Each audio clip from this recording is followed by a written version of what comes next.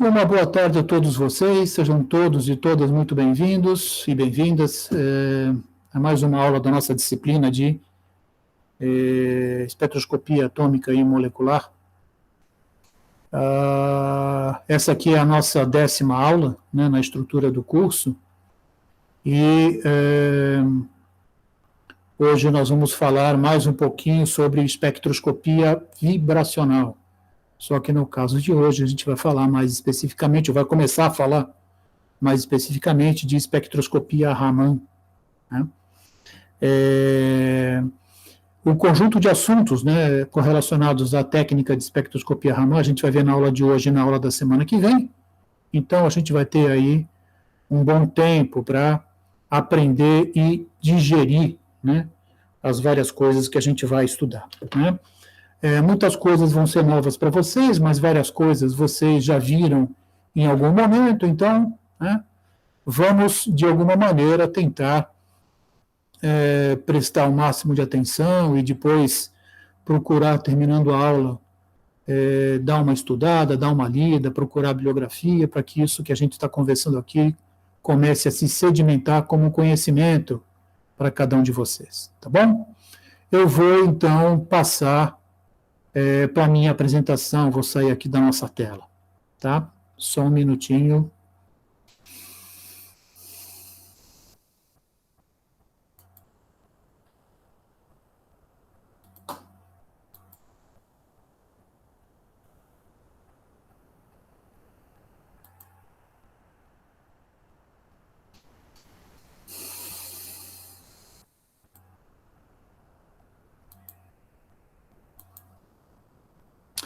Então está aí o nosso famoso primeiro slide, a primeira transparência que a gente vem mostrando para vocês desde o primeiro dia de aula, o conjunto de assuntos os quais a gente está tratando, né, aqui na disciplina. Então a gente começou estudando estrutura da matéria, vimos de que forma as partículas que compõem, né, os átomos se organizam, a gente viu de que maneira, né, esses diferentes átomos com suas diferentes características podem formar ligações químicas. A gente discutiu a principal das teorias, né, que nos permite compreender os enlaces químicos, as ligações químicas, que é a teoria do orbital molecular, e depois a gente estudou de que maneira, observando os orbitais moleculares na estrutura de átomos, íons e moléculas, a gente consegue entender, atribuir transições eletrônicas e usar essas transições como um ferramental de caracterização quali e ou quantitativa de espécies químicas. Né? Na sequência, a gente estudou o movimento harmônico simples, que é a abordagem física que descreve ou as energias associadas ao movimento, né, de partículas que interagem umas com as outras. E depois a gente estudou mais especificamente o modelo acoplado, né, à interação química entre átomos, né, ligados por diferentes forças de ligação, e os movimentos associados à vibração desses átomos na estrutura de moléculas. Ou seja, a gente definiu, né, via o modelo do oscilador harmônico e a aproximação do oscilador anarmônico, né, de que maneira a gente consegue enxergar, tanto do ponto de vista clássico quanto do ponto de vista quântico, quais são as energias associadas a diferentes vibrações moleculares. Né? E, na sequência, a gente começou a estudar uma das duas técnicas que a gente tem associadas, né, ao trabalho experimental de observação das energias de vibração em sistemas químicos. A gente começou a estudar a técnica de espectroscopia de absorção na região do infravermelho. Né? E a gente, por duas aulas consecutivas, viu a parte de teoria, né, que nos explica como é que pode acontecer o fenômeno de absorção de energia, né, entre dois estados vibracionais, que leva ao aparecimento de uma banda no espectro de absorção infravermelho, né? E depois a gente viu um pouco da parte prática, né? Como é que a gente faz para analisar o espectro, as diferentes possibilidades que a gente tem à nossa disposição para fazer as atribuições vibracionais. A gente também, na sequência, viu um pouquinho sobre a técnica de espectroscopia de absorção na região do infravermelho próximo, né, ou seja, como é que a gente pode utilizar as harmônicas das bandas de absorção vibracionais como técnica de caracterização também. E, por fim, a gente viu de que maneira a gente consegue entender o funcionamento de um instrumento, um espectrômetro, ou um espectrofotômetro, como queiram, que são instrumentos os quais a gente, na média, usa para fazer medidas de espectroscopia, seja ela qual for, né? De absorção, de emissão, de espalhamento, etc. Tá? Então, nesse pé que a gente está, né? E hoje, em particular, a gente vai começar a estudar a espectroscopia de espalhamento inelástico de luz, também conhecida como espectroscopia de espalhamento Raman, ou efeito Raman, né? E, para isso, nós vamos usar as aulas de hoje e da próxima semana para a gente tentar entender esse fenômeno de uma maneira um pouco mais ampla, tá ok? Então, vamos lá. A gente já falou isso de diferentes formas, de diferentes jeitos, né? As técnicas espectroscópicas, né, elas estão diretamente relacionadas à interação entre radiação eletromagnética e matéria, e quando essa radiação interage com a matéria, a gente já falou, pode acontecer diferentes fenômenos. Nós podemos ter os fenômenos de absorção,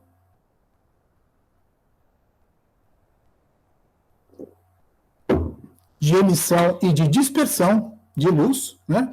E a gente já estudou os fenômenos de absorção, a gente vai ainda ver o fenômeno de emissão, apesar de já termos visto como funciona um equipamento que mede emissão de luz, um espectrômetro, e hoje nós vamos discutir a dispersão.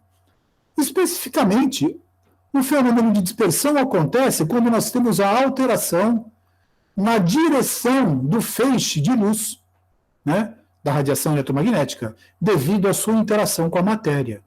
Tá ok? Então, você tem um feixe, você direciona esse feixe. Eu gosto sempre de trazer essa ideia, né? Pense no laser pointer, né? Pense que você, então, vai usar a luz, né, de uma caneta laser, né, para você visualizar o fenômeno, né? Então, você pega esse feixe laser, né, da sua caneta laser point e direciona num objeto. Essa luz vai bater nesse objeto, tá certo? O que você está vendo, que é a reflexão dessa luz no ponto que você está batendo no objeto, né? Esse é um fenômeno de reflexão. Se o material for espelhado, você tem 100% da reflexão, é um valor muito próximo, e se ele não é espelhado, você tem uma dispersão, né, em direção de retroespalhamento, né?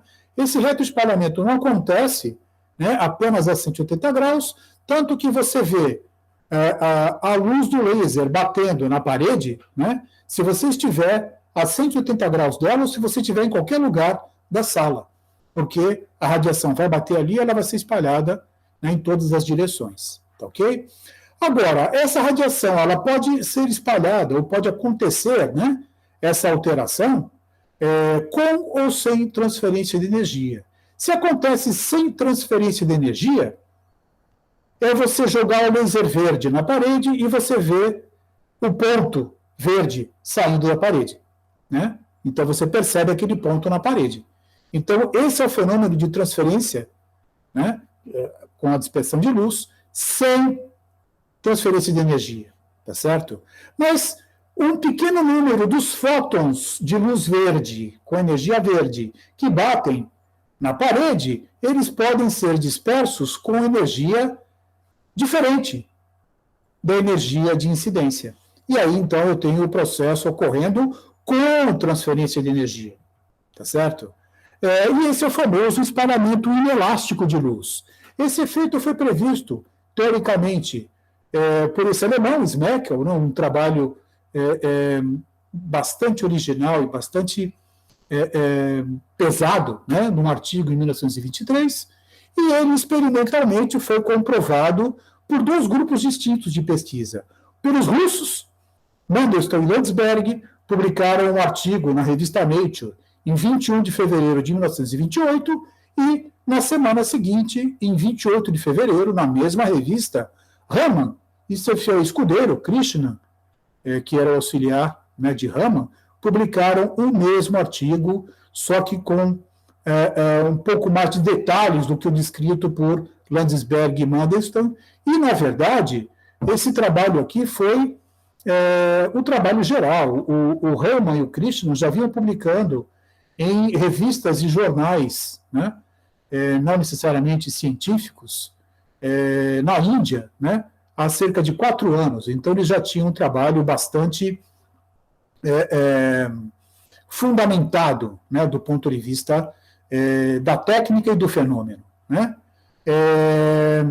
Esse trabalho ele foi tão magistral, ele foi tão importante, né, que rendeu o reconhecimento da sociedade científica, né, com a concessão do Prêmio Nobel para o Raman em 1930. Então, em torno de 2 anos depois, né, a comunidade científica mundial já reconhecia a importância da descoberta, né, do efeito, que passou a levar o nome, né, do seu descobridor, Raman, se bem que na Rússia vários laboratórios e grupos de pesquisa ainda chamam, né, de efeito Mandelstam-Landsberg. Ok?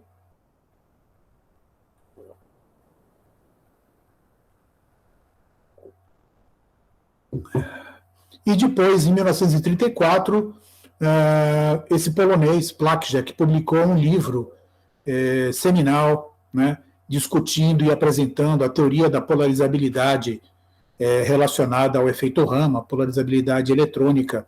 A gente já vai falar um pouco sobre isso, né? Então, em curto tempo, né,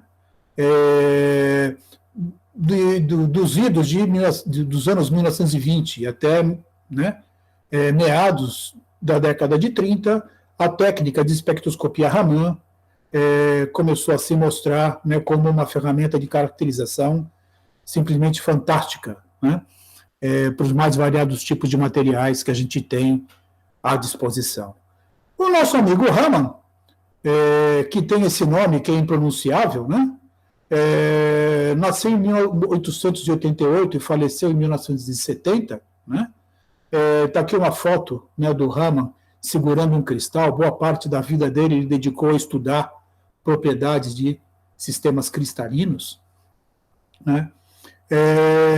Realmente é uma peça única e ele é um dos poucos cientistas da Índia, né, que foram agraciados com o Prêmio Nobel. Tem um outro matemático, que eu não vou lembrar agora o nome dele, que também é mundialmente conhecido, tem até um filme muito legal da história da vida dele, né?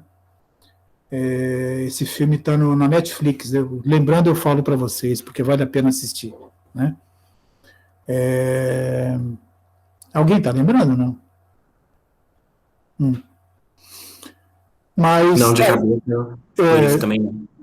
Eu já lembro, até o fim da aula eu falo para vocês, vale a pena assistir esse filme desse matemático indiano.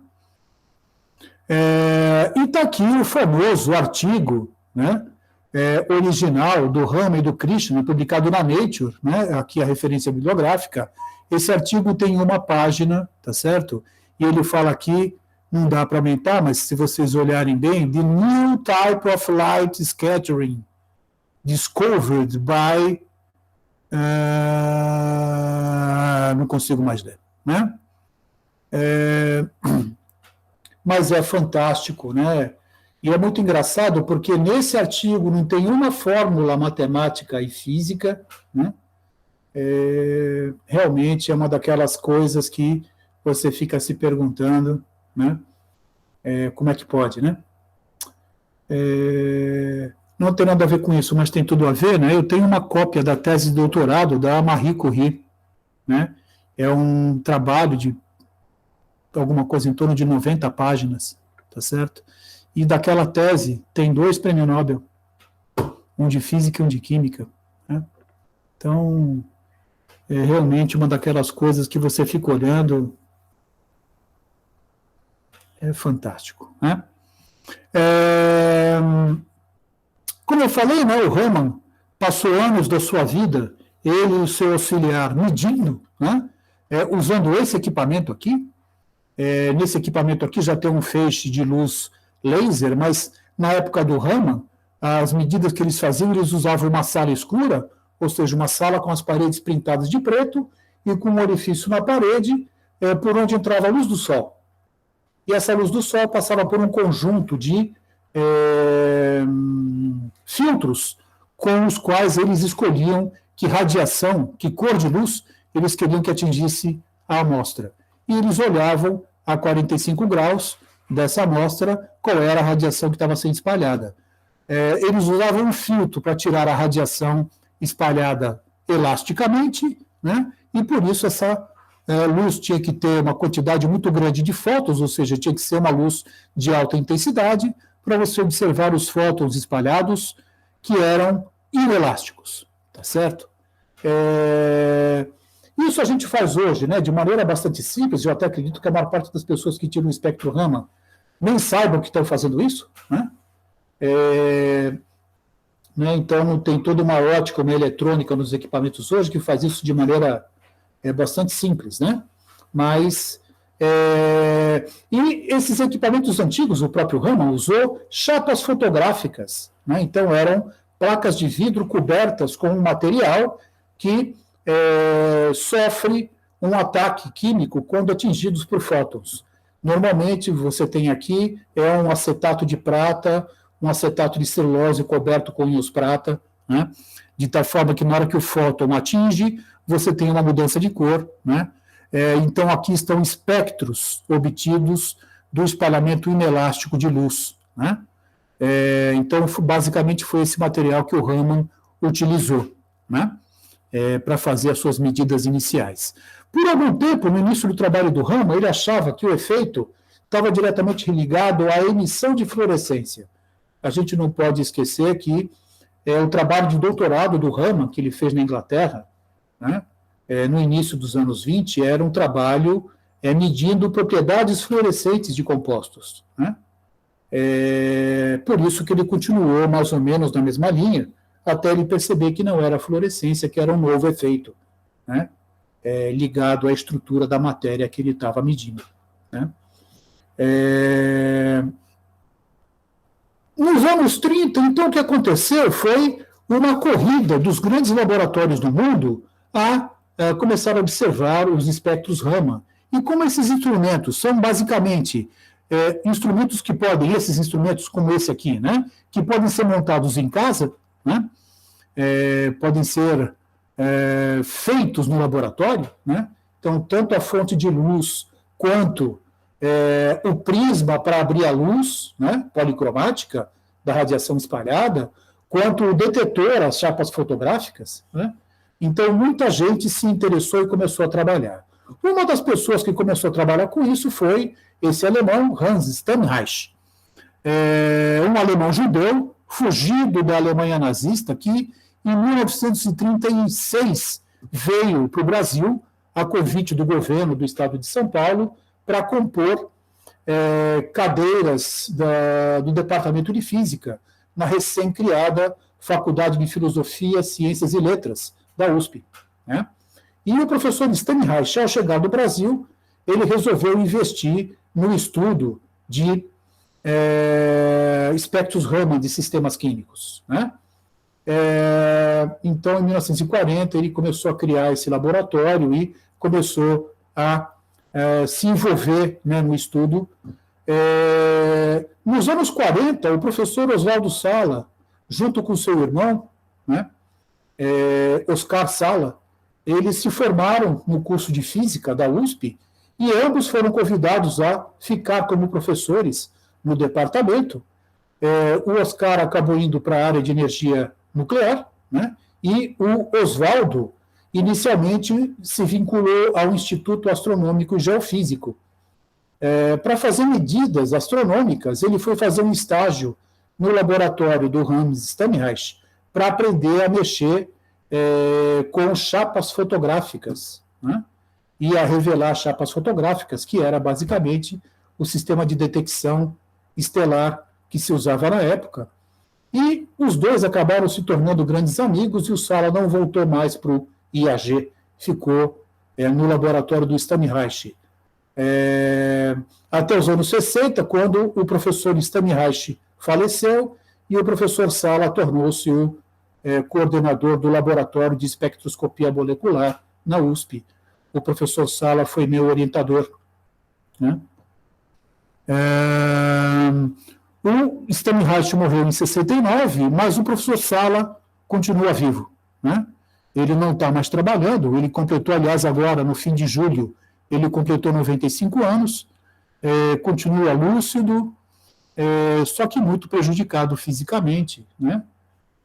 De maneira que ele não está mais fazendo nenhum tipo de trabalho científico, né? Mas lá no laboratório do Instituto de Química da USP, a gente ainda tem, num pequeno museu, né, dentro do laboratório,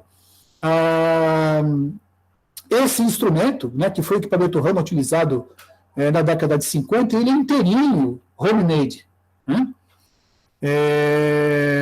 Então você tem, né, a fonte, que é uma lâmpada, e o professor Sala era muito bom nisso, né, ele era um exímio vidreiro, né, hialotécnico, como se diz, né, o termo específico, né, e ele então era capaz de fazer lâmpadas com os mais diferentes tipos de materiais, gases, né, lâmpadas essas que geravam os espectros atômicos dessas espécies químicas com diferentes linhas de emissão para cada um deles, né?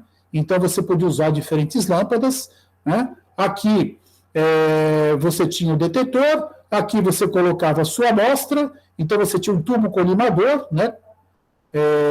Aqui você tem o espectrógrafo, né? Onde você tem a rede de difração, no caso a gente ainda aqui usava prisma, né? E isso vinha para o detetor, tá ok? Então, esse aqui é um instrumento que foi durante muitos anos, principalmente durante os anos 40 e 50, né, usado no laboratório. Aqui está uma das lâmpadas, né, que eles faziam no laboratório. Essa aqui é uma lâmpada com gás hélio, né, lembrando que o hélio emite uma luz no vermelho, bastante intensa, né, e é interessante porque esse bulbo, né, aqui, né, ele servia como suporte, era dentro daquele bulbo que a gente colocava essas ampolas com a amostra, né? Vocês estão vendo a amostra, né? A amostra é colocada dentro desse tubo, e esse tubo é que vai dentro daquele bulbo da lâmpada, né? E essas substâncias aqui coloridas, elas são usadas como filtros para deixar passar apenas a luz que interessava para a obtenção do espectro Raman, tá certo? E no detetor a gente tinha uma chapa fotográfica. Aqui a gente tem uma placa dessas chapas fotográficas da Kodak, né?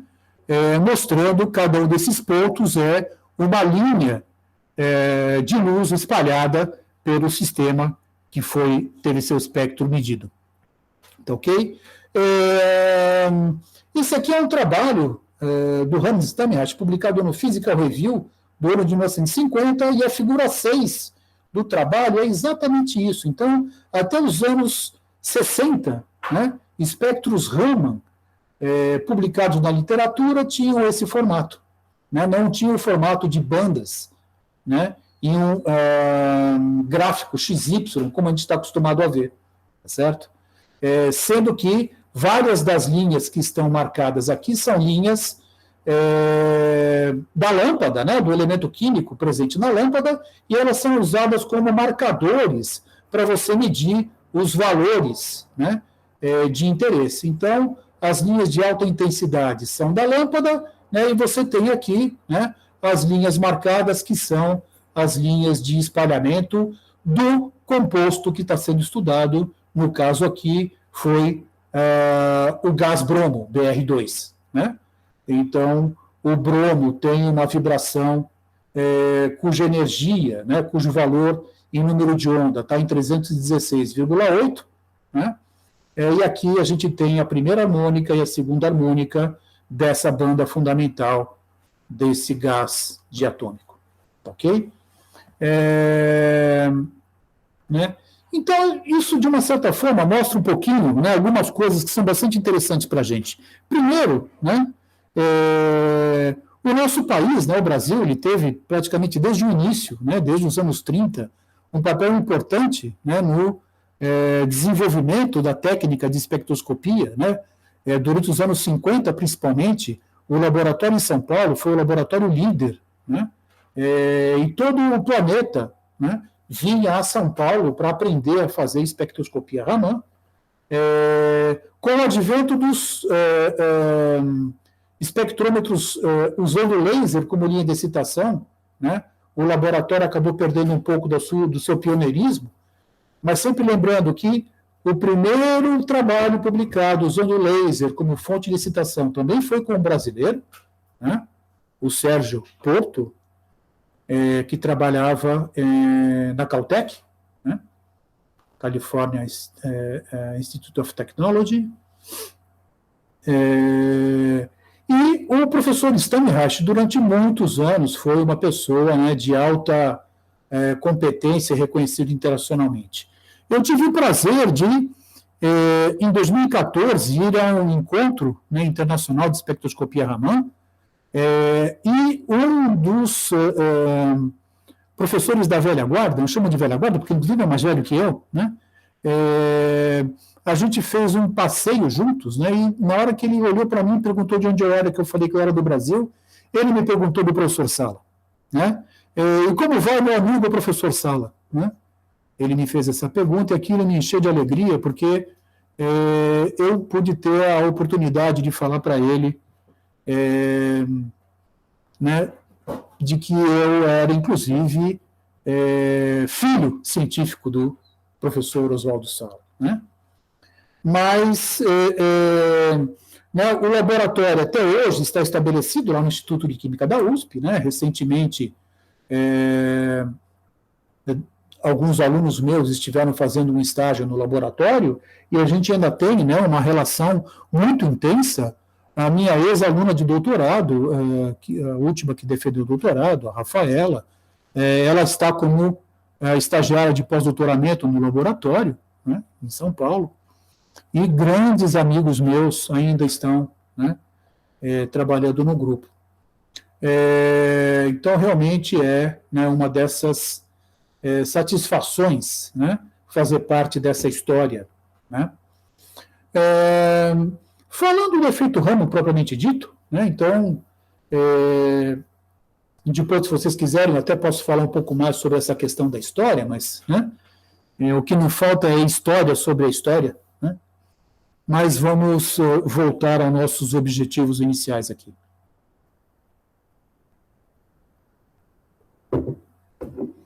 O efeito Raman, né, ele está fundamentado no fato de que uma pequena porção de radiação monocromática que incide sobre o material tem que ser espalhado com uma frequência ou cor, né, se a gente usar radiação não visível, que seja diferente da frequência incidente. Então, basicamente, o efeito é o seguinte: eu jogo luz verde no meu material e eu vou ver luz vermelha ou luz azul saindo desse material, né?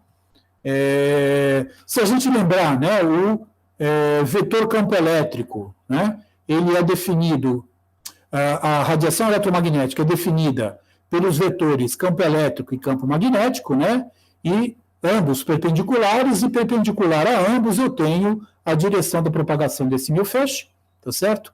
E é esse feixe que vai interagir com a radiação eletromagnética.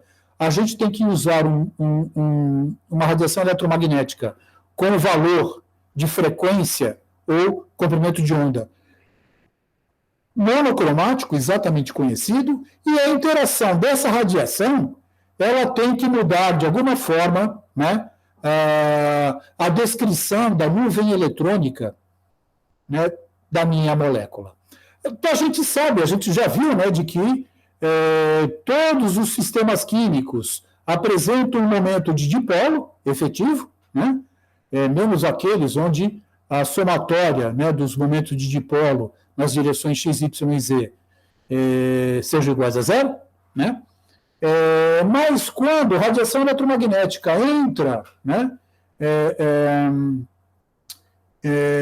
em contato com o sistema químico, uma nova propriedade é que vai ser mandatória, e não mais o momento de dipolo efetivo, e sim o momento de dipolo induzido pela interação com esse campo, pelo vetor eletromagnético da radiação eletromagnética. Tá ok? Algumas coisas importantes que a gente tem que saber. Em geral, a diferença de frequência entre radiação excitante e radiação espalhada, essa diferença ela corresponde a transições vibracionais, exatamente aquelas transições que a gente vê lá no infravermelho, diferença de energia entre dois níveis vibracionais, né? Esses valores de energia fornecem informações sobre a estrutura vibracional de moléculas e íons, né? E é um efeito físico diferente da técnica de espectroscopia no infravermelho, porque lá no infravermelho eu tenho a absorção e aqui no Raman eu tenho o espalhamento de luz. Isso é muito legal, porque a partir da compreensão de que esses dois efeitos são fisicamente distintos, a gente pode conseguir compreender que não necessariamente a gente vai ver as mesmas coisas ao usar as duas técnicas. Eu posso ver coisas distintas em uma técnica com relação a outra. Tá? E é realmente verdade, e é muito legal, né? Principalmente em sistemas que têm alta simetria. E a gente, mais para frente, fala um pouquinho sobre isso. Tá ok? Então, vamos lá, do ponto de vista físico, né? Vamos apresentar para vocês o que a gente conhece como o modelo clássico, ou teoria de Placzek, né?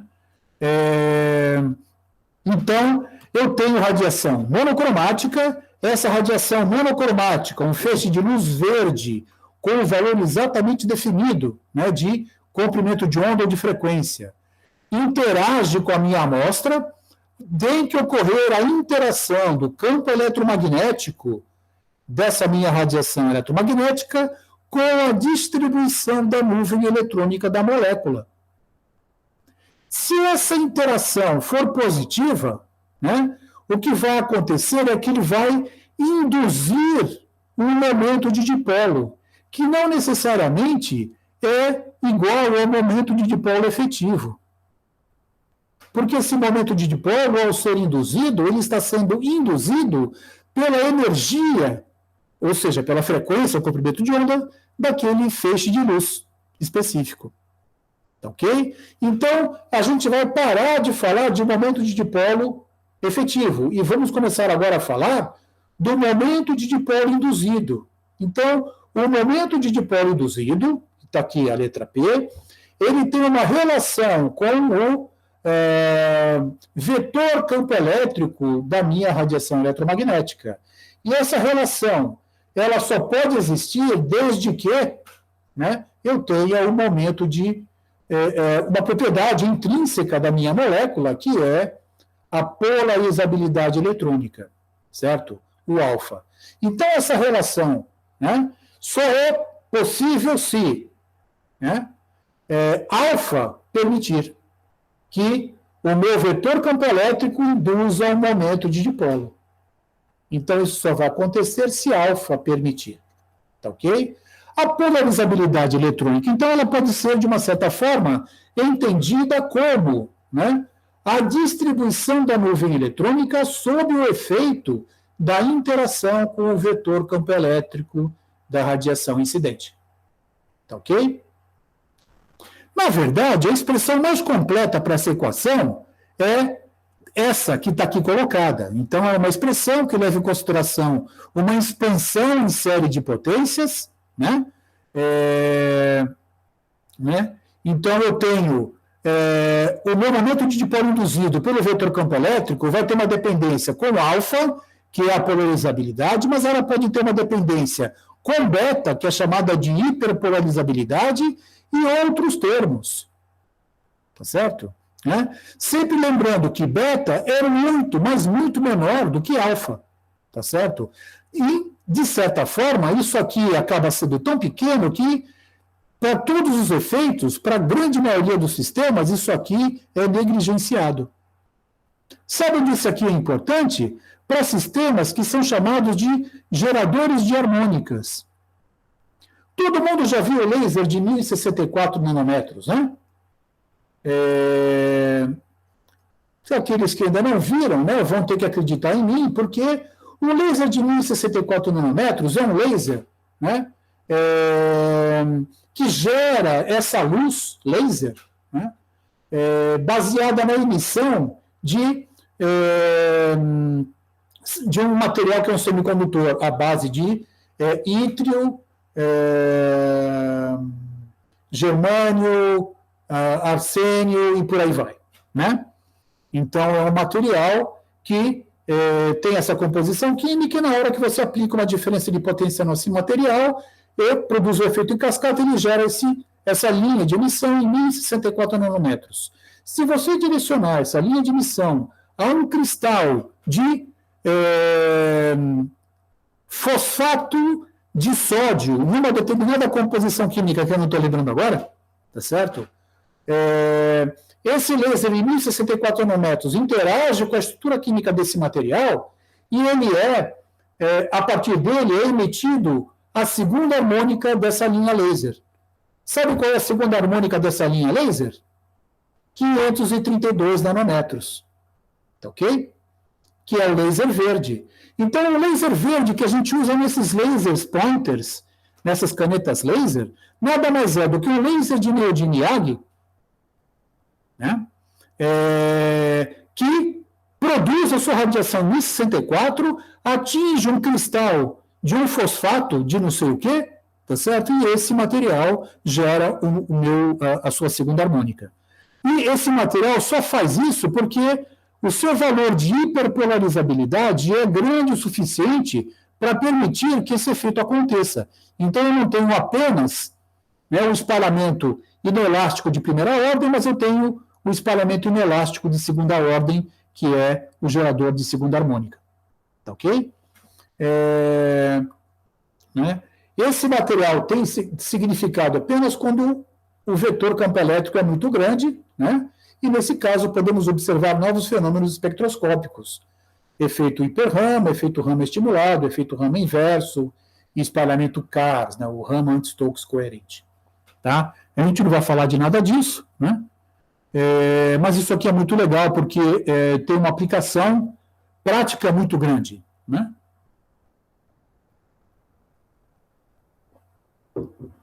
Em relação aos eixos cartesianos x, y e z, né, a gente verifica que nem todos os vetores P e E são paralelos, fazendo com que alfa funcione como um tensor de ordem 2. Na verdade, isso aqui é só para a gente deixar escrito, né? Isso aqui de imediato não tem importância nenhuma para a gente, mas a gente tem que saber que se Px ou Py ou Pz for diferente de zero, qualquer um deles, né, eu vou ter o efeito Raman aparecendo para esse meu sistema químico. Tá ok? Se a gente assumir que a coordenada normal vibracional, a gente já falou disso, né? A coordenada normal, ou seja, a distância de ligação variando entre dois átomos numa ligação química, né? E o vetor campo elétrico sejam descritos como, né, essas duas expressões, né? Ou seja, a minha coordenada normal, né, vai ter uma dependência temporal, ou seja, ela vai ficar variando com uma frequência que eu vou chamar de nV, né, num tempo t e num período de 2π, né, e o mesmo acontece com o meu vetor campo elétrico, né, cuja frequência vai ser ν0. Tá ok? Então, a diferença básica aqui é os valores Q0 e E0, é óbvio, né, e nV e ν0, para Q e E. Tá certo? Se a gente pegar essas duas expressões, né, não, ainda não, né, e a gente pode pensar em escrever o nosso termo para polarizabilidade da mesma forma que a gente escreveu para o momento de dipolo. Ou seja, a gente pode imaginar que a polarizabilidade eletrônica ela pode ser escrita como uma função expandida em uma série de Taylor, que tem uma dependência com a minha coordenada normal Q. Então, eu vou ter que alfa vai ser igual ao valor de alfa zero, né? E a primeira derivada de alfa em relação a Q, né? A segunda derivada de alfa em relação a Q, e assim consecutivamente. Eu paro aqui, né, na minha primeira, no meu segundo termo, né? Não coloco termos de ordem maior, tá certo? Mesmo nessas condições, eu posso negligenciar o termo de ordem quadrada, né? Mas é importante que a gente perceba que eu posso escrever isso desde que, né, eu consiga compreender que a minha polarizabilidade eletrônica, ou seja, a descrição física da nuvem eletrônica em torno da minha molécula, ela depende, né, da distância média entre as partículas. Tá ok? E, logicamente, variações infinitesimais desta distância média têm que levar a modificações do valor da minha polarizabilidade. Porque, se não levar, esse termo aqui é zero. Via de regra, isso aqui está no zero do meu sistema, também é zero, e aí a alfa vai ser zero, e eu não vou ter o efeito. Tá ok? Se a gente substituir aquelas três equações, quais? Essa aqui, né, para alfa, né, e essas aqui, para Q e para E. Substitui aonde? Aqui. Né? Essa expressão. Então, se eu substituir, né, essas expressões, eu vou chegar, né, a uma expressão que vai ter este tipo de relação. O meu momento de dipolo induzido vai ser igual, né, a alfa zero mais d alfa dq vezes Q vezes E. Tá? Onde μ0 é a frequência do laser de excitação e μv é a frequência vibracional, que faz variar o Q. Tá ok? Se a gente rearranjar e abrir essa nossa expressão, abrir como? Veja, eu vou ter um produto de cossenos. Tá certo? Então, se eu rearranjar essa minha expressão, eu vou ter uma relação que vai ter essa forma. Né? E essa aqui já é a expressão pronta, né? Então tem todo um trabalho para sair daqui e chegar aqui. Esse trabalho, se vocês quiserem, vocês depois olhem lá no livro do professor Sala, né? Que é uma das referências bibliográficas, que vocês vão encontrar essas passagens.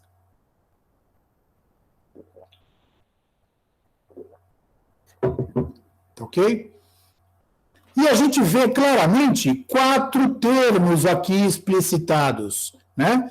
O primeiro termo, um segundo termo, né? Aqui um outro termo e aqui um outro termo, né?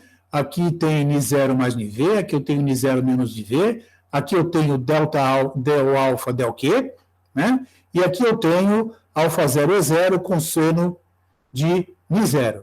Ou seja, essa aqui é a radiação de incidência. Né? Vamos analisar essa expressão em cada um dos seus termos. O que a gente pode, primeiro, assim, de cara, entender é que o momento de dipolo induzido por uma radiação excitante de frequência NV, ele vai oscilar com as frequências N0, N0 mais NV e N0 menos NV. Como? Está aqui. Ó. Então, o momento de dipolo induzido só com N0, N0 mais NV e N0 menos NV. Tá ok? Esses termos correspondem aos espalhamentos que a gente vai chamar de Rayleigh, Raman-Stokes e Raman-Stokes. Tá? E para que esses termos 2 e 3 sejam diferentes de zero, a derivada da polarizabilidade com o modo vibracional, que é o termo 4, deve ser diferente de zero. Então, para que esses termos existam, os termos 2 e 3, né, eles estão sendo multiplicados por isso. Então, isto aqui tem que ser diferente de zero. Então, a variação da polarizabilidade com uma pequena variação da coordenada normal, ou seja, o meu movimento vibracional, tem que ser diferente de zero. Ok? Né? Então, essa aqui é uma regra de seleção fundamental do efeito Raman. D alfa dq, diferente de zero. deve haver uma modificação do momento de dipolo induzido com uma variação infinitesimal da coordenada normal, ou a vibração, da minha molécula. Tá certo? Em outras palavras, o movimento vibracional deve modificar a polarizabilidade ou a descrição da nuvem eletrônica sob efeito da interação com a radiação eletromagnética. Tá? Então, isso aqui é muito importante da gente entender. Se mais nada for entendido, mas isso for entendido, isso aqui é o âmago da ideia. Tá certo? Eu jogo radiação monocromática num sistema químico. Essa radiação vai interagir com esse sistema. Não tem absorção. Eu já vou falar já sobre isso. A radiação vai sair dessa interação, vai ser espalhada. E essa radiação que vai ser espalhada tem energia maior, ou energia menor, ou energia igual. Então, ao mesmo tempo, três coisas estão acontecendo. Mas para acontecer a radiação com energia maior e com energia menor, eu tenho que ter necessariamente uma modificação da nuvem eletrônica, da polarizabilidade eletrônica, com o movimento de vibração desse meu sistema químico. Ok? E aí a gente consegue, então, enxergar o famoso trio de figurinhas do efeito Raman.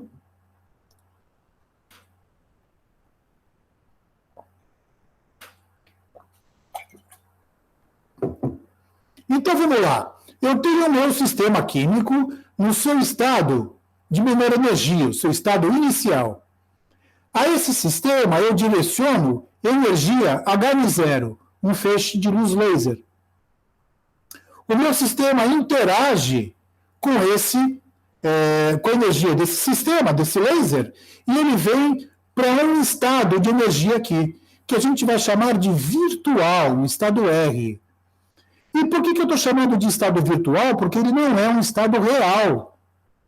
Para ser um estado real, ele tinha que absorver essa energia. E essa energia tinha que ser exatamente igual a 2 níveis do meu sistema. E não é. Esse valor aqui é o valor que a gente usa lá na técnica de espectroscopia no infravermelho. Eu estou usando um valor muito maior de energia. Esse meu estado virtual aqui pode ser um estado definido com laser verde, com laser vermelho, com laser azul, com laser violeta, com laser infravermelho. E cada um deles vai gerar um nível virtual distinto. Então, meio que pouco importa quem é esse nível virtual. Porque ele só vai existir enquanto o laser estiver interagindo com o meu sistema, durante a medida. E aí meu sistema ele atinge esse estado virtual, porque o laser está batendo nele, lá ele está interagindo com o laser, e na hora que ele volta exatamente para o estado inicial, então ele emite um fóton de energia exatamente igual. E isso aqui é muito interessante, porque vocês podem pensar em uma técnica de espectroscopia que exige 2 fótons. Um fóton de criação, que é o fóton que cria esse meu estado virtual R, e depois um fóton de aniquilação, que é o fóton que destrói o meu estado R para voltar meu sistema para o estado inicial. Tá ok? Com a emissão de energia H0. Seja como for, é uma técnica espectroscópica de 2 fótons. Tá? Então, esse aqui que envolve o espalhamento elástico é chamado de espalhamento Rayleigh, em homenagem a Lord Rayleigh, um famoso físico inglês, britânico, que se dedicou ao estudo da fluorescência de sistemas químicos. Tá ok? Mas eu tenho os espalhamentos inelásticos ou não elásticos. E vamos olhar então o quadrinho do primeiro sistema. Eu jogo H0, o meu sistema que estava no estado de menor energia interage com esse fóton e vem para o meu estado virtual, e aqui no meu estado virtual, ao voltar, ele volta para um estado de energia maior do que o meu estado inicial. Lembrando que F também é um estado vibracional. Tá? Então, uma parte da energia é espalhada, a energia é menor, né? Então, esse fóton espalhado aqui tem energia menor. E como é que, então, eu consigo entender que o princípio da conservação de energia está sendo cumprido nesse meu sistema? É que essa energia de diferença entre HNI 0 e H, né, NV, né,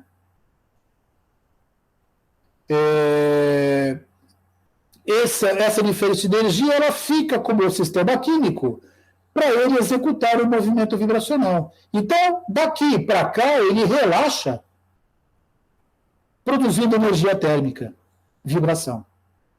Tá ok? Então, a energia que é espalhada, o fóton tem energia menor, então eu jogo o laser verde e vejo, né, uma luz vermelha saindo do meu sistema, e a diferença de energia ficou com a minha molécula para executar a vibração. E aí eu vejo uma banda no meu espectro, porque esse fóton aqui tem energia menor. Se eu ponho esse fóton aqui como valor 0 no meu espectro, né, eu estou vendo dele para valores menores em frequência, número de onda. Tá ok? Por outro lado, né, a gente sabe que, em função da distribuição estatística de população de estados, né, a famosa equação de Boltzmann, os estados de energia maiores do que o meu estado fundamental podem estar sendo populados. E isso depende da temperatura do meu sistema. Então, eu sempre vou ter, a não ser que eu esteja no zero absoluto, né, sistemas populando estados vibracionais de maior energia. Então, é possível imaginar que esse meu estado aqui interaja com o meu laser, né? E aí, desse estado, ele vai para o estado virtual, e ao voltar do virtual, ele vem para o meu estado inicial. Então, o meu fóton que é espalhado tem energia maior do que o meu fóton de incidência. Então, eu jogo o fóton verde e vejo ser espalhado o fóton azul, com energia maior. Tá? Logicamente, isso aqui só vai acontecer numa relação estatística de menor intensidade que isso. Tá ok? Porque a temperaturas próximas da temperatura convencionais, né, a população de estados é muito pequena, de estados de maior energia, em relação ao estado fundamental. E esse aqui é chamado de efeito Raman anti-Stokes. Lord Stokes foi outro grande físico britânico que estudou efeitos de espalhamento de luz. Ok?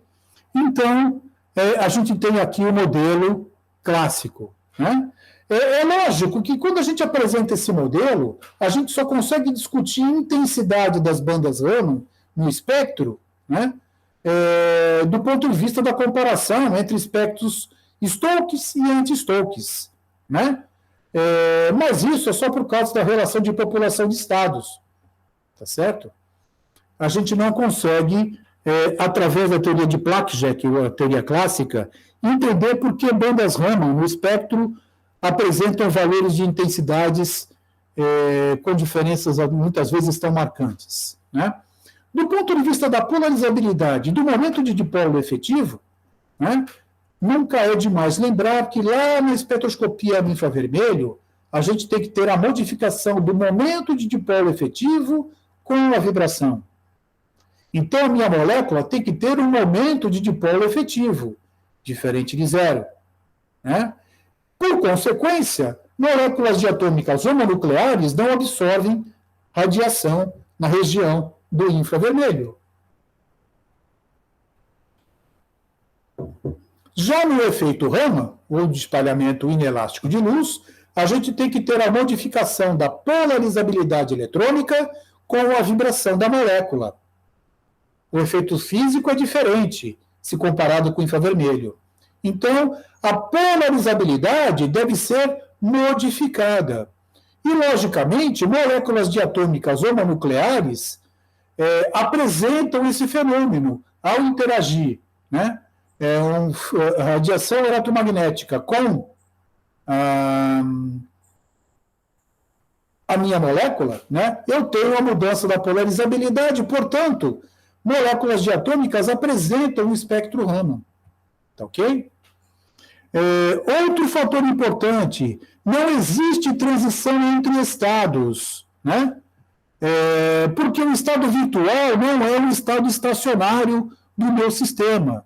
Então, quando a gente discute, né, a teoria clássica, a gente não pode apresentar esse tipo de abordagem, né? Se não existe transição entre estados, fica muito difícil da gente imaginar que a gente possa entender o fenômeno de intensidade para uma transição, para uma banda no espectro. Tá certo? Pelo menos da maneira como a gente já discutiu, tanto no infravermelho quanto em espectroscopia eletrônica. Porque a intensidade de uma transição, ela está intimamente relacionada com o quadrado da integral de momento de transição. Ok? Então, logicamente, uma vez que isso aqui não é possível de ser discutido dentro desse modelo clássico, a gente realmente precisa entender, né, e fazer uso de um modelo quântico. Né?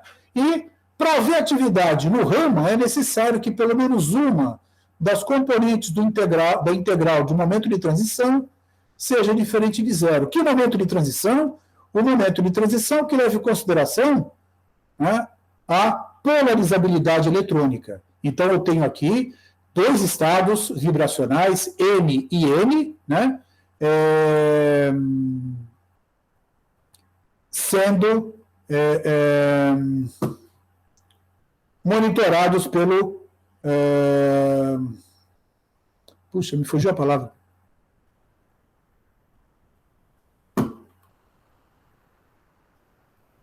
Aqui não é hamiltoniano, operador. Puxa vida, que dificuldade, hein? Tá ok? Então, como visto anteriormente, a gente já discutiu isso, né? A gente pode escrever alfa como uma função que depende da coordenada interna Q, expandida em série de potência, né? Alfa pode ser dada como alfa 0, del alfa del Q, né? Que multiplica Q, mais termos de ordem maior, né? Se a gente parar, né, aqui no primeiro termo e usar isso para substituir naquela expressão, a gente vai ter esta integral que está aqui colocada, onde claramente eu vou ter duas integrais. Uma, né, que não tem um operador, é uma integral direta entre as funções de onda psi-n e psi-n, funções de onda vibracionais, e uma que leva em consideração um operador, né, de posição, um operador do momento da coordenada normal, perdão, tá certo? Então, as regras de seleção fundamentais para o Raman. A primeira delas, d-alfa dq tem que ser diferente de zero, né? Porque para que isso aqui seja diferente de zero, isto aqui tem que ser diferente de zero, tá certo? Né?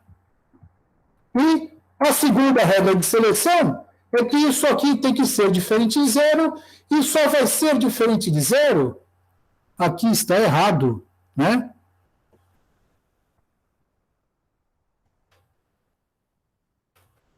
Porque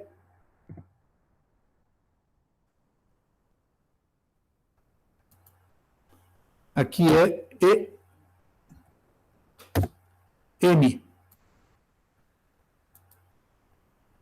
É bom que a gente vê o erro e já conserta, né? Para que isso, então, seja, né, diferente de zero, psi-m tem que ter paridade diferente de psi-n, né? Então, uma tem que ser par, a outra tem que ser ímpar, né? E isso implica em que ΔV tem que ser igual a mais ou menos 1, né? Então, se m é 1, n é 2, se m é 2, psi-n tem que ser 1, e assim consecutivamente. 2 e 3, 3 e 2, 3 e 4, 4 e 3, e assim consecutivamente. Tá ok? Né?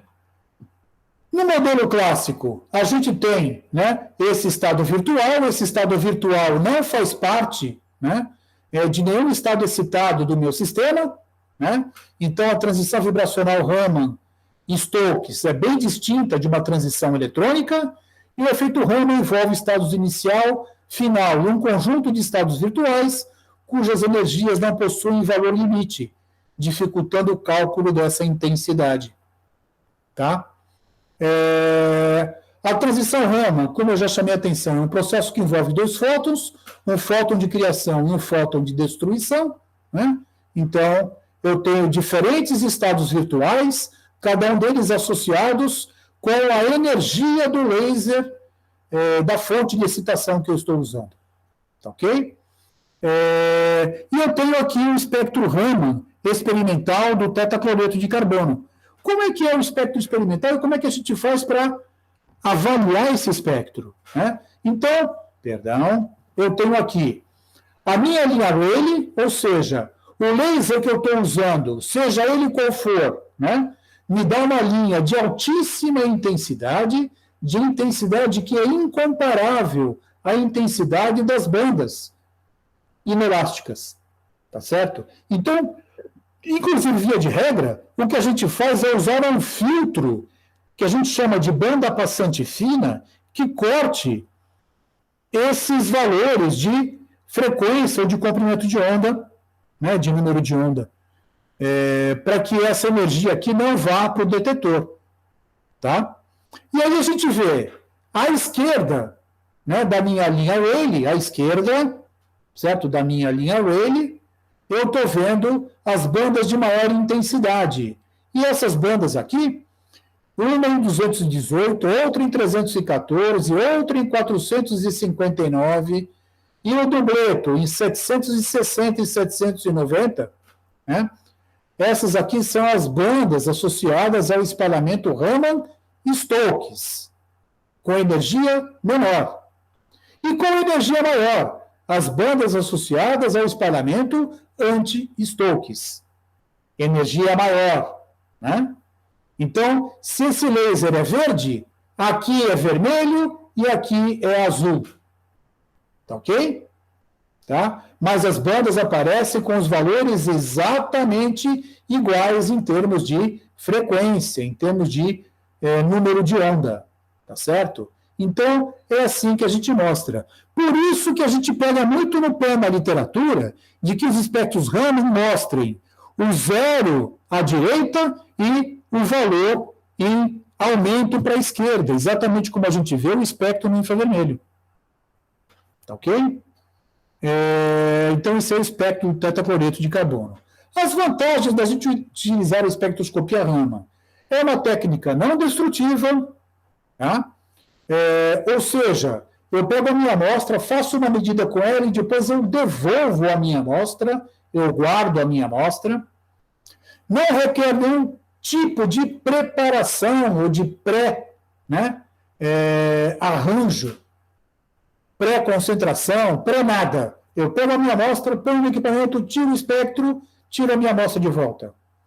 O espectro é muito mais simples que o espectro na região infravermelho, já que usualmente não apresenta bandas harmônicas e de combinação, tá certo? A água, via de regra, não interfere, qualquer coisa em água, dá espectro e água não. Isso é mais ou menos verdadeiro, mas é muito legal da gente saber disso, porque me permite, por exemplo, obter espectros de meio biológico, certo? E existe a possibilidade de explorar um número enorme de efeitos especiais, como, por exemplo, efeito Raman ressonante e efeito Ceres. A gente vai falar isso na aula da semana que vem, né? Esses efeitos especiais, eles aumentam sobremaneira o número de fótons espalhados. Tá ok?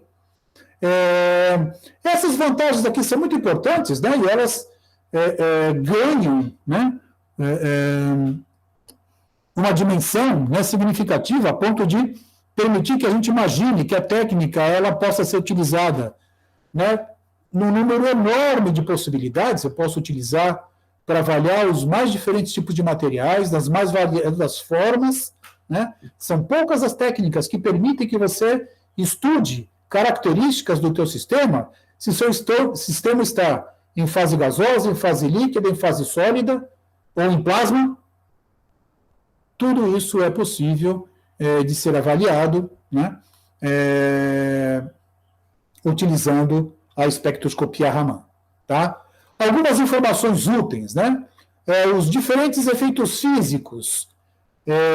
Eu tenho absorção na técnica de espectroscopia no infravermelho e tenho efeito de espalhamento inelástico de luz no efeito Raman. E aí, como os efeitos físicos são distintos, o que eu vejo no Raman não necessariamente é o que eu vejo no infravermelho e vice-versa. Portanto, eu estou estudando um determinado sistema e quero fazer um estudo vibracional, o melhor possível para fazer esse estudo é obter o espectro no infravermelho e depois o espectro Raman. Tá ok? Pode-se esperar que nem todas as bandas observadas em uma técnica sejam ativas na outra e vice-versa, tá certo? Como a gente já falou, o espectro Raman em geral é mais simples, pois tem menos bandas, né? Ambas as técnicas, tanto o Raman quanto o infravermelho, obedecem à lei de Beer. Então, se eu tenho um sistema no qual eu tenho um componente nesse sistema, a intensidade de uma banda típica desse sistema, né, ela varia, aumenta ou diminui em função da quantidade dessa substância nesse sistema. Isso é outra coisa legal. O Raman te permite estudar, né, materiais, compósitos, misturas, tá certo? Porque essas misturas vão apresentar uma mistura das bandas vibracionais características de cada um deles. Tá ok? No infravermelho, em geral, o espectro de mistura de substâncias é dominado pela substância em maior quantidade, mas no Raman, o espectro de uma mistura de substâncias ele é dominado pela substância que apresenta o maior valor de polarizabilidade. Então, quem é melhor espalhador se sobressai em relação aos outros. Né? Eu sempre conto né, essa história. Se você pegar uma folha de alface e colocar no espectro Raman para tirar o espectro, a única banda que você vai ver no espectro é a banda referente à presença de caroteno. Você não vê mais nada no espectro. Uma linha base e uma banda que é o movimento de vibração da ligação dupla carbono-carbono na estrutura do caroteno. E olha que o alface é verde, porque a quantidade de caroteno que tem no alface é ridiculamente pequena. Tá ok? Mas como o caroteno é um espalhador de luz muito, mas muito, ordens de grandeza melhor do que os demais componentes que existem, químicos, né, na folha de alface, você só vê o espectro do caroteno. Substâncias com alta simetria, isso aqui é um truque, para quem já estudou, né, simetria, sabe, né, substâncias que apresentam centro de inversão, eles têm espectros excludentes. Eu tiro o espectro Raman, tem um conjunto de bandas, eu tiro o espectro infravermelho, tem outro conjunto de bandas, e eles não se sobrepõem. Tá? Então, é uma coisa que aparece num, não aparece no outro, e vice-versa. Tá ok? Compostos químicos muito polarizados, como, por exemplo, a água, né? A água é um exemplo, né, que a gente sempre dá de um sistema polar, né? A água tem os seus polos positivo e negativo, mas não é só água, né? Está cheio desses sistemas. Eles são péssimos espalhadores de luz. Macromoléculas, via de regra, são péssimos espalhadores de luz. E por aí vai. Tá ok? Vidro é um péssimo espalhador de luz. Né? Vidro, você tem que lembrar que é um sistema no qual eu tenho um tetraedro de silício e oxigênio, né? Silício no centro e 4 oxigênios nos vértices de um tetraedro. Esse é um sistema bastante polarizado. Então, o vidro é um péssimo espalhador, e isso é muito legal, porque, via de regra, a gente põe coisas dentro do vidro para tirar o espectro Raman. Né? Macromoléculas, como eu falei, são péssimos espalhadores de luz. Compostos químicos com elétrons deslocalizados em ligações π são fortes espalhadores. Compostos cristalinos são espalhadores melhores que seus análogos amorfos. Né? Isso é uma coisa também bastante interessante, né? Porque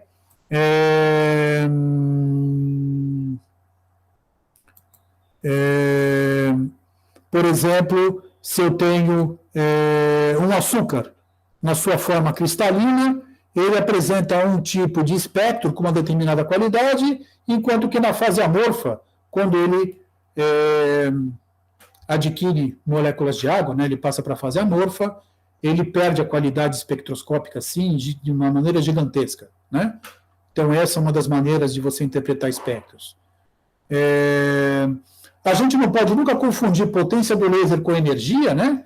É assim que a gente queima uma amostra, tá certo? A energia de uma luz, de um laser, né? Ela é sempre a mesma. O que muda é a quantidade de fótons que esse laser pode emitir. Quanto maior a quantidade de fótons, mais intenso, né, é o laser e maior a incidência, né, a energia da incidência. Tá? Energia é HI, potência está ligada ao número de fótons de mesma energia. Né?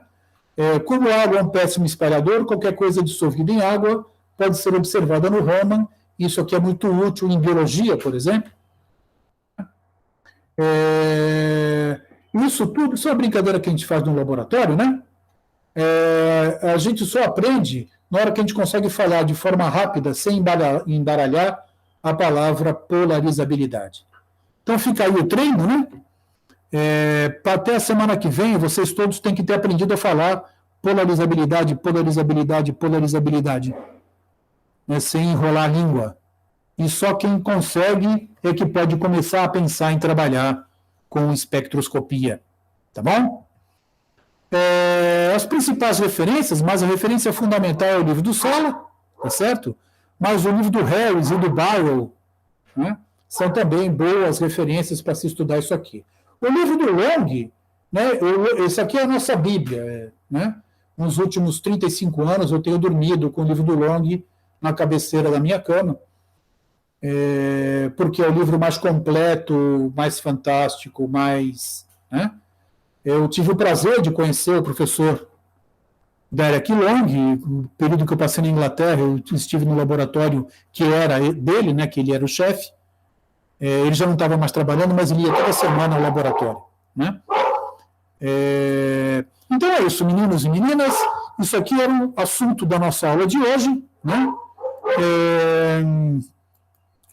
Eu fico aberto às questões que vocês queiram levantar, não é possível, né? Que não exista nada que vocês não tenham entendido, mas, de qualquer forma, assim que essa gravação estiver pronta, eu coloco na nossa aula, na nossa sala, para vocês poderem rever. Também vou colocar a aula lá, né? De tal forma que vocês tenham acesso a esse material para estudar. Tá bom? É isso. Tudo certo, professor. Muito bem. Professor, eu tenho uma dúvida, mas na verdade nem é sobre a matéria. Tem alguma notícia, assim, por alto, de quando deve voltar às aulas presenciais, mesmo se for no estudo híbrido? Está tendo nesse exato momento uma reunião do Departamento de Química em que esse assunto está sendo estudado pelo departamento, da mesma forma como está sendo estudado por todos os departamentos pela universidade. Né? Está sendo oferecida a oportunidade de um semestre híbrido agora, né? Nesse futuro próximo aqui, em que a gente só tem aulas de laboratório sobre uma série de circunstâncias. Esse laboratório vai ser presencial sob uma série de circunstâncias, e eu não sei te dizer quais são. Primeiro, porque eu não estou lá na reunião, e segundo, porque eu vou cumprir ordem. Na hora que me falarem que eu devo dar aula, eu vou dar aula e pronto. Né? Mas eu acho que está para acontecer, né? Seja como for, eu acho que a gente retorna às condições normais de temperatura e pressão só no ano que vem, né? Para o primeiro semestre de 2022. Esse semestre complementar, o intensivo e o segundo semestre de 2021 ainda vão ser sob circunstâncias que só Deus sabe. Tá bom? Mas eu acho que nós vamos ter esse semestre intensivo agora com os laboratórios para química. Tá? e vai ser feita uma espécie aí de intensivão para que todo mundo possa tentar colocar em ordem seus laboratórios. Mas não sei como, não tenho a mínima ideia, né? Tá? Outra coisa, Fred, você viu lá, eu fiz um comentário acerca do seu trabalho, ficou muito legal, eu gostei muito, até eu ia sugerir para você montar uma pequena apresentação, né? Com a história dos orbitais D e seus nomes, né? E se você não queria depois apresentar isso para a gente aqui, né? Então, fica aí a proposta, vê se você trabalha nisso, né? Depois a gente conversa, tá bom? Claro, professor, eu faço sim. Legal, fico muito feliz, tá? E eu fico feliz que o senhor tenha gostado. Né?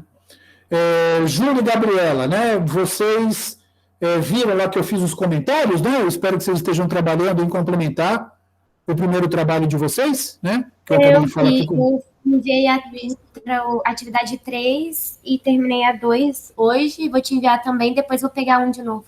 Ótimo, é isso mesmo, né? Vocês não podem esquecer que nós estamos a 5 semanas de terminar o semestre, tá certo? Então, vamos ficar espertos para que as coisas não tenham que cair na nossa cabeça, né?